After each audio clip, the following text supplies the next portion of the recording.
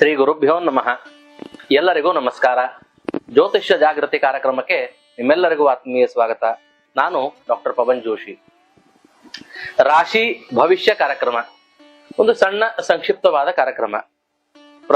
ಈ ಪರಾಭವ ನಾಮ ಸಂವತ್ಸರದ ಒಂದು ವರ್ಷದ ರಾಶಿಯ ಭವಿಷ್ಯ ಹೇಗಿರುತ್ತದೆ ಎಂದು ತಿಳಿಯುವ ಒಂದು ಸಂಕ್ಷಿಪ್ತ ಪ್ರಯತ್ನ.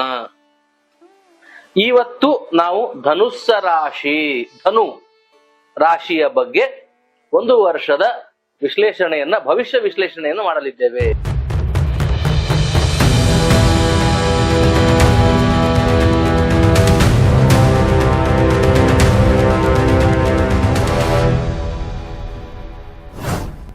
ಇವರಿಗೆ ಧನು, ಮಕರ, ಕುಂಭ, ಮೀನ 4ನೇ ಶನಿ, ಸುಖಸ್ಥಾನ, ಹೃದಯ ಸ್ಥಾನ, ಮಾತೃಸ್ಥಾನ, ಭೂಮಿ ಸ್ಥಾನ, ಸ್ಥಿರತೆಯ ಸ್ಥಾನ, ಪರ್ಮ್ಯುಟೇಷನ್ ಅಂಡ್ ಕಾಂಬಿನೇಷನ್ ಸ್ಥಾನ, ಪ್ಲಾನಿಂಗ್ ಸ್ಥಾನ, ರೂಪರೇಷೆಯನ್ನು ಸರಿಯಾಗಿ ಮಾಡುವಂತ ಸ್ಥಾನ, ದುಡುಕದೆ ಇರುವುದರಲ್ಲಿ ಇದ್ದಿದ್ರಲ್ಲಿ ಕಾಲು ಚಾಚಿ ಜೀವನ ಮಾಡುವಂತ ಸ್ಥಾನ, ಎಲ್ಲಾ ಸ್ಥಾನದಲ್ಲಿ ಶನಿ. ಒಂದೇನಪ್ಪಾ ಸಮಾಧಾನ, ಉಪಚಯದಲ್ಲಿ ಪಾಪಗ್ರಹ.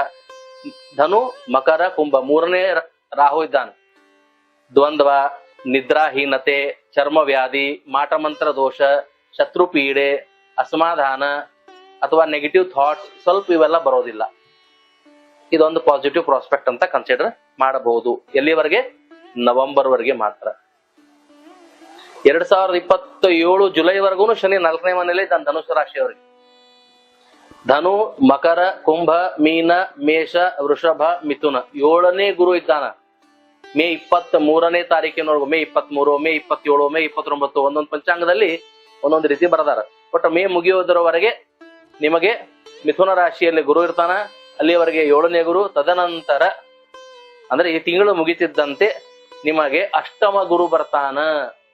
ಅನಾರೋಗ್ಯ ಬಾಧೆ ಅಂದ್ರೆ ಸಾಮಾನ್ಯವಾಗಿ ಧನು ರಾಶಿಯವರು ಯಾರು ಆರೋಗ್ಯವಂತರಾಗಿಲ್ಲ, ಹೆಲ್ದಿ ಇಲ್ಲ, ವ್ಯಸನಗಳನ್ನ ಜಾಸ್ತಿ ಮಾಡ್ತೀರಿ, ನಿಮ್ ಮೆಟಬಾಲಿಸಮ್ ಕಡಿಮೆ ಆಗ್ತದ, ಬಾಡಿ ಬೇಗ ಡಿಹೈಡ್ರೇಟ್ ಆಗ್ತದ, ನಿಮ್ಮ ಹಾರ್ಮೋನಲ್ಸ್ ಎಲ್ಲ ಇಂಬ್ಯಾಲೆನ್ಸ್ ಆಗ್ತಾವ, ಮಧುಮೇಹ, ಶುಗರ್ ಹೆಚ್ಚಿಗೆ ಆಗುವಂತ ಸಾಧ್ಯತೆ ಇರ್ತದ. ಎಲ್ಲರಿಗೂ ಅಲ್ಲ, ಯಾರಿಗೆ ಆರೋಗ್ಯದ ಬಗ್ಗೆ ಕಾಳಜಿ ಇಲ್ಲ ಅಂತವ್ರಿಗೆ ಹೆಚ್ಚಾಗುವ ಸಾಧ್ಯತೆ ಇದೆ. ಪಾಸಿಬಿಲಿಟಿ.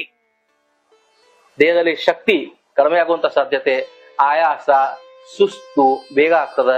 ಅಷ್ಟಮದಲ್ಲಿ ಗುರು ಬಂದ, ಚತುರ್ಥದಲ್ಲಿ ಶನಿ. ಈ ಕಾಂಬಿನೇಷನ್ ಅಪ್ಪ ಅಂದ್ರೆ ಬರೀ ಆಲಸ್ಯತನ. ಏನೊಂದ್ ಕೆಲಸ ಮಾಡ್ಬೇಕು ಅನ್ಕೊಂಡಿರ್ತೀವಿ, ಅದ ನಾವ್ ಅನ್ಕೊಂಡಂಗ ಆಗ್ತಿರಂಗಿಲ್ಲ, ನಮ್ಮ ಮನಸ್ಸಿನ ತಕ್ಕಂಗ ಆಗ್ತಿರಂಗಿಲ್ಲ.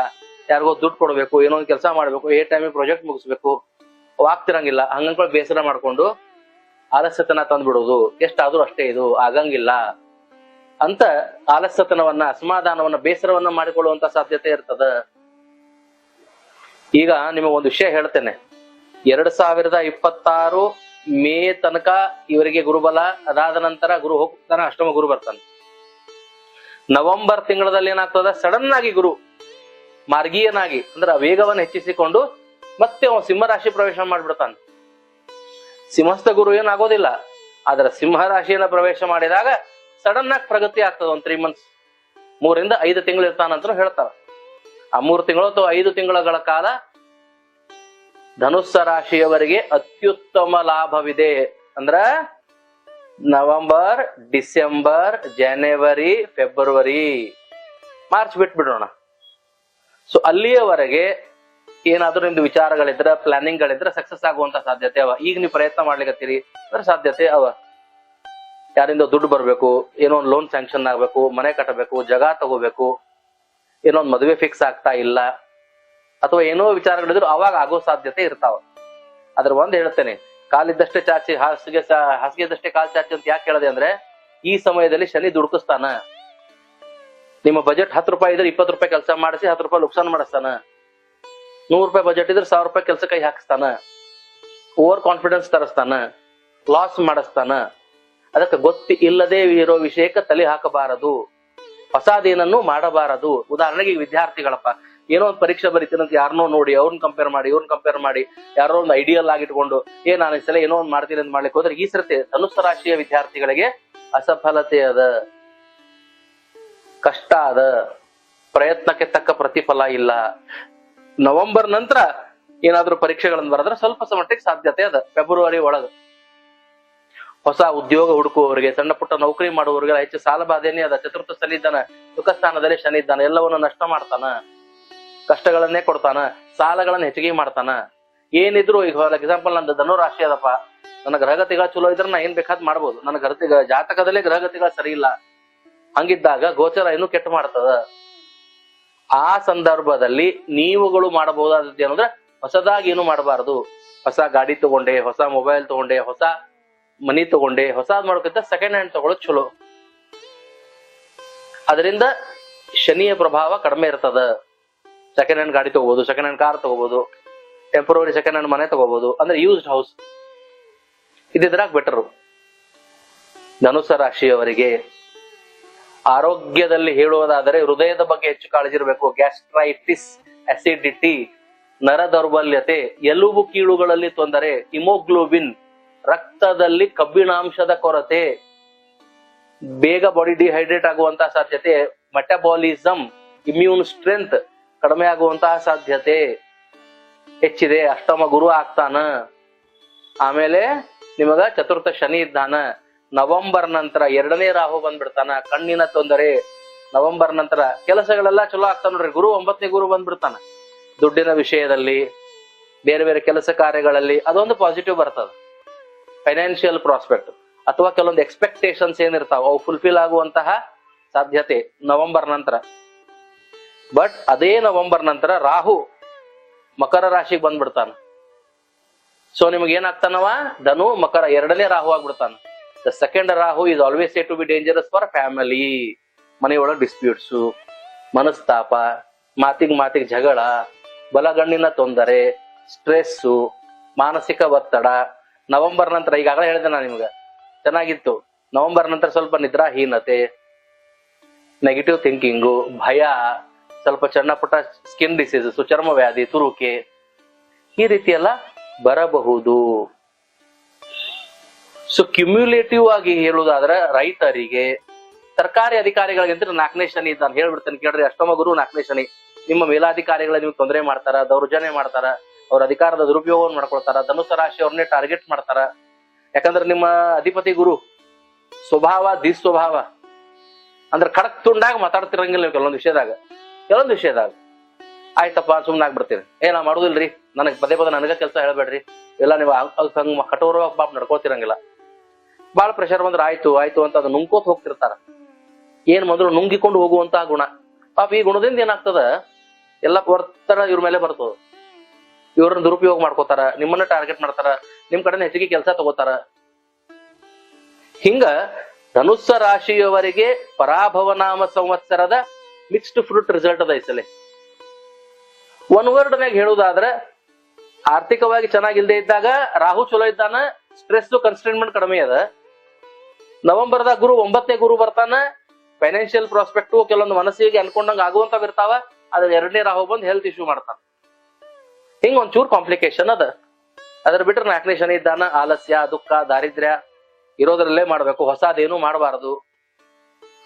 ಹೊಸದ ಕೈ ಇರೋದ್ರಲ್ಲಿ ಎಷ್ಟೇ ಕಷ್ಟ ಆಗ್ಲಿಪ್ಪ, ಇರೋ ಕಂಪನಿಯಲ್ಲೇ ಇರ್ರಿ, ಕಂಪನಿ ಚೇಂಜ್ ಮಾಡ್ಬೇಡ್ರಿ, ಸಮಸ್ಯೆಗಳಾಗ್ತಾವ. ಹಿಂಗ ಸಣ್ಣ ಪುಟ್ಟ ಕಿರಾಣಿ ವ್ಯಾಪಾರ ಮಾಡುವಂತ ತಿಳ್ಕೊಂಡು ದೊಡ್ಡ ವ್ಯಾಪಾರಸ್ಥರಿಗೂ ಕೂಡ ಸಾಧಾರಣ ಫಲನ ವಿಶೇಷ ಏನಿಲ್ಲ. ರೈತರಿಗೂ ಕೂಡ ಹಿಂಗಾರು ಮಳೆ ಚಲೋ ಬರ್ತದ, ಮುಂಗಾರು ಮಳೆ ಚಲೋ ಇಲ್ಲ. ರಾಜಕೀಯ ವ್ಯಕ್ತಿಗಳಿಗಂದ್ರೆ ಬಹಳ ಕೆಟ್ಟದ. ನೌಕರಿ ಮಾಡೋರು, ಪ್ರೈವೇಟ್ ನೌಕರಿ ಮಾಡೋರು ಆಗ್ಲಿ, ಸರ್ಕಾರಿ ನೌಕರಿ ಮಾಡೋರು ಆಗ್ಲಿ, ಮೇಲಾಧಿಕಾರಿಗಳಿಂದ ಬಹಳ ಸ್ಟ್ರೆಸ್, ಒತ್ತಡ, ದುರುಪಯೋಗ ಮಾಡ್ಕೋತೀರಿ. ಓವರ್ ಆಲ್ ಹೇಳುದಾದ್ರೆ ಸಣ್ಣ ಮಕ್ಕಳಿಂದ ಹಿಡ್ಕೊಂಡು ದೊಡ್ಡವ್ರ ತನಕ, ವಯಸ್ಸಾದ್ರ ತನಕ ಅವ್ರವ್ರ ಜೀವನ ತಕ್ಕಂಗೆ ಹೇಳುದಾದ್ರೆ, ನಾ ಮನ್ಯಾಗಿದ್ದೇನಪ್ಪ ಟೈಮ್ ಪಾಸ್ ಮಾಡ್ತೀನಿ, ರಿಟೈರ್ಡ್ ಪರ್ಸನ್ ಇದ್ದೇನೆ ಅಂದ್ರೂ ಏನಾರು ಒಂದು ಕಿರಿಕಿರಿ ಇದ್ದೇ ಇರ್ತದೆ ನನಗೆ. ಹೆಂಡತಿ ಜೊತೆ ಜಗಳ, ಯಾಕಂದ್ರೆ 2ನೇ ರಾಹು ಬರ್ತಾನ. ಮನಸ್ತಾಪ, ಭಿನ್ನಾಭಿಪ್ರಾಯ, ಊಟ ಸೇರಂಗಿಲ್ಲ, ಆಹಾರದಲ್ಲಿ ತೊಂದರೆ, ಆರೋಗ್ಯದಲ್ಲಿ ತೊಂದರೆ, ಹಿಂಗ್ ಒಂದಿಲ್ಲ ಒಂದ್ ಕಿರಿಕಿರಿ ಶನಿ ಮಾಡ್ತಾನ. 4ನೇ ಶನಿ. ಎಚ್ಚರಿಕೆಯಿಂದ ಇರ್ರಿ, ತಾಳ್ಮೆಯನ್ನ ಹೆಚ್ಚಿಟ್ಕೊಳ್ರಿ, ಸಹನೆಯನ್ನ ಹೆಚ್ಚಿಟ್ಕೊಳ್ರಿ. ಈ ಸಮಯದಲ್ಲಿ ಆಗ್ಲಿಲ್ಲ ಅಂದ್ರೆ ಬೇಸರಗೊಳ್ಬೇಡ್ರಿ. ಧನುಸ್ಸು ರಾಶಿಯವರಿಗೆ ಮುಂದಿನ ದಿನಗಳಲ್ಲಿ 9ನೇ ಗುರು, 10ನೇ ಗುರು, 11ನೇ ಗುರು ಬರೋ ಇದ್ದಾನ. ಮುಂದಿನ 3 ವರ್ಷಗಳು ಬಹಳ ಚೆನ್ನಾಗವ ನಿಮ್ಗ. ಈ ವರ್ಷ ಸ್ವಲ್ಪ ತಾಳ್ಮೆ, ಸಹನೆ ಇರ್ಲಿ ಅಂತ ಹೇಳ್ತೇನಿ. ಸಾಮಾನ್ಯವಾಗಿ ಈಗ ಧನುಸ್ಸು ರಾಶಿಯವರಿಗೆ ಶನಿ 4ನೇ ಶನಿ, 8ನೇ ಗುರು, 7ನೇ ಗುರು, 9ನೇ ಗುರು, 3 ಗುರು ನೋಡ್ತೀರಿ ಈ ವರ್ಷ ನೀವು. 3ನೇ ರಾಹು, 2ನೇ ರಾಹು ನೋಡ್ತೀರಿ, 9ನೇ ಕೇತು, 8ನೇ ಕೇತು ನೋಡ್ತೀರಿ. ಹಿಂಗೆಲ್ಲ ಇದ್ದಾಗ ದತ್ತಾತ್ರೇಯನ ಆರಾಧನೆ, ದತ್ತಾತ್ರೇಯರ ನಾಮಸ್ಮರಣೆ, ಗುರು ಯಂತ್ರ ಅಂತ ಬರ್ತದ. ಒಂದು ಶನಿ ಕವಚ ಯಂತ್ರ ಮತ್ತು ಗುರು ಯಂತ್ರ ಅಂತ ಬರ್ತದ. ಆ ಗುರು ಯಂತ್ರ ಮತ್ತು ಶನಿ ಕವಚ ಯಂತ್ರವನ್ನ ಮನೆಗೆ ತರಿಸಿಕೊಂಡು ಪ್ರತಿನಿತ್ಯ ಪೂಜಿಸಬೇಕು. ಪದ್ಮ ಪುರಾಣದಲ್ಲಿ ಹೇಳಿರುವಂತಹ ಶನಿ ಕವಚ ಸ್ತೋತ್ರ, ಬೃಹಸ್ಪತಿಯ ಕವಚ ಸ್ತೋತ್ರ ಇವನ್ನು ಪಠಿಸಬೇಕು. ಹೆಚ್ಚು ದಾನ ಧರ್ಮಗಳನ್ನ ಮಾಡಬೇಕು. ಬೆಲ್ಲ, ಕಡ್ಲಿ, ಕರಿ ಎಳ್ಳು, ಎಳ್ಳೆಣ್ಣಿ, ಕಪ್ಪು ಬಣ್ಣದ ವಸ್ತ್ರ, ಕೆಂಪು ಬಣ್ಣದ ಕೇಸರಿ ಬಣ್ಣದ ವಸ್ತ್ರ ಇವೆಲ್ಲವನ್ನ ದಾನ ಮಾಡಬೇಕು.